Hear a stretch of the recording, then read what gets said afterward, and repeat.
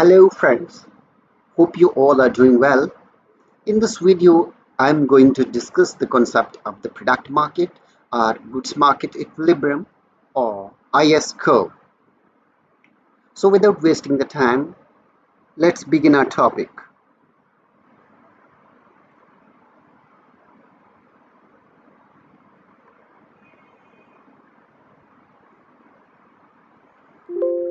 Product market equilibrium. The IS schedule or curve construction of IS schedule. The term IS is the shorthand expression of the equality of investment and saving, which represents the product market equilibrium. The condition for equilibrium in the product market is Y equals C plus I plus G, whereas Y is the national income, C is your consumption expenditure, I is investment expenditure, and G is government expenditure. And let's denote this equation by 1. An equivalent statement of this equilibrium condition is I plus G equals S plus T, whereas ing, as already stated, represents the investment expenditure and government expenditure, and the term S represents saving, T represents the taxes. And let's denote this equation by 2. We construct the product market equilibrium schedule termed IS schedule from this second form of the equilibrium condition. Although the results could be derived from equation 1, to begin with, consider a simplified case that omits the government sector, that is G and T equals 0, which means that there is no government and hence no one collects the taxes. So G and T equals the 0. For this simple case, we can rewrite second as I bracket begins R bracket close equals S bracket begins Y bracket closes, and this equation is denoted by 3. Now equation 3 also indicates that investment depends upon the interest rate and saving depends on income. Our task is to find out the combinations of the interest rate and income that equates investment with saving. Now figure 1 illustrates the construction of the IS schedule for this case. In figure 1a here, in this part of the figure, investment is plotted as a negatively sloped function of the rate of interest. Here along the x-axis we have the investment expenditure, and along the y-axis I have plotted the rate of interest. So a decline in the rate of interest will increase the investment expenditure, which means that R and S are negatively related.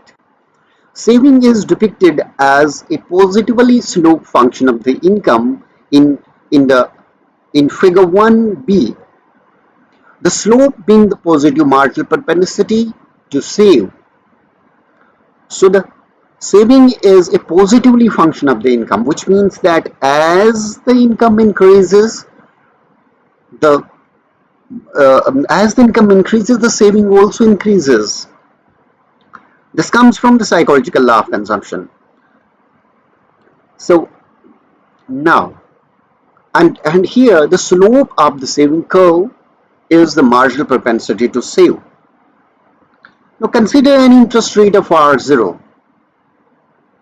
For this level of the interest rate, investment is amount I0 here, R0, and corresponding to this R0 we have I0 level of the investment as shown along the investment schedule.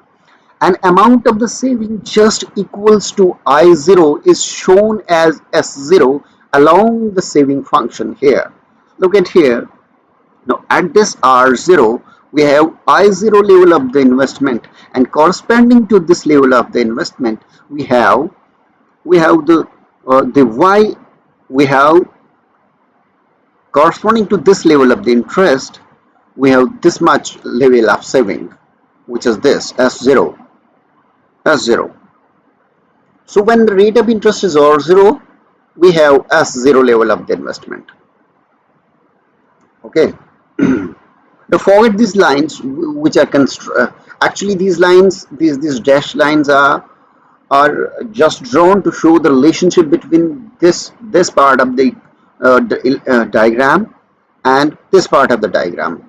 Now when we are explaining this part of the diagram, which is 1b, now you have to put your attention from these dashed lines, because here when the rate of interest is R0, we have the S0 level of the saving. So this level of saving is not corresponding to the this level of the rate of interest. But when this level of rate of interest and this level of interest rate are equivalent, so coming back to the topic, an amount of the saving just equals to I0 is shown as S0 along the saving function. This level of saving results if the income is at Y0. Look at here. When the rate of interest is R0, we have this much of I0 level of the investment, and corresponding to this level of the investment, we have the S0 level of the investment. Look at here. I0 equals the S0. So we have this much of the saving, and this saving will be generated only when we have Y0 level of the income. So thus, for the interest rate R0, a point of the product market equilibrium will be at Y0. So now for the equilibrium in the market where I equals S, so we have this level of the income, and this is R1. This is R1. Look at Y0 and R0. We have 1 point of the product market equilibrium, R0 and Y0 here.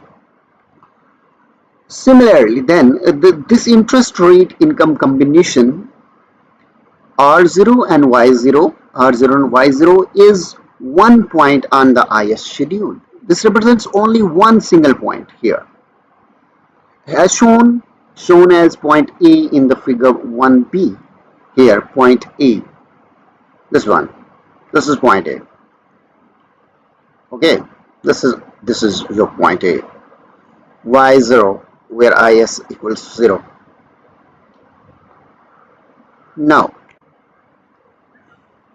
consider a higher value of the interest rate, such as R1. Now consider here R1,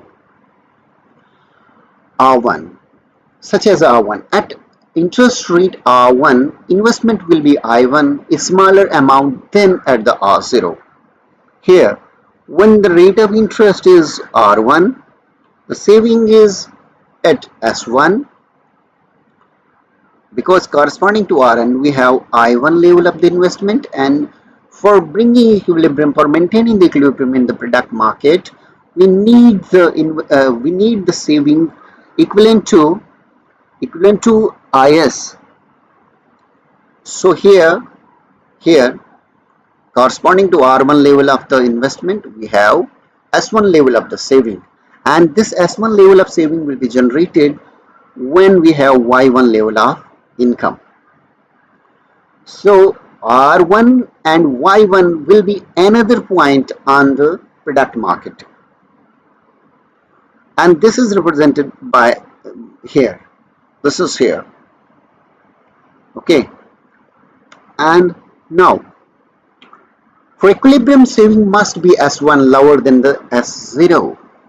This saving level is generated by income level Y1. Here I have missed writing the Y1. It's Y1, which is lower than Y0, and this Y1 is lower than Y0. Thus, a second point on the IS schedule will be at R1 and Y1. Point B on the figure 1b. Notice that for the higher interest rate, the corresponding equilibrium income is lower. The IS schedule has a negative slope. By choosing additional interest rate values such as R2 in figure A1, R2 here, we have I1 level of the investment, and for maintaining the equilibrium in goods market, we will have the S2 level of the saving. It's here S2, and which is generated only when Y2 level of income is available. So another point will be R2, R2 and Y2. This point is represented here, R2 and Y2. No, R2 and Y2.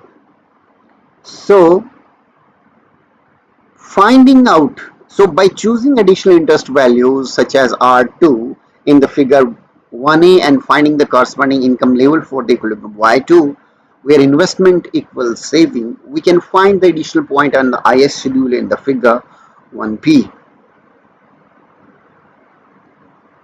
such as point C. In this way, we trace the complete set of the combinations of the income and interest level that equilibrate the product market.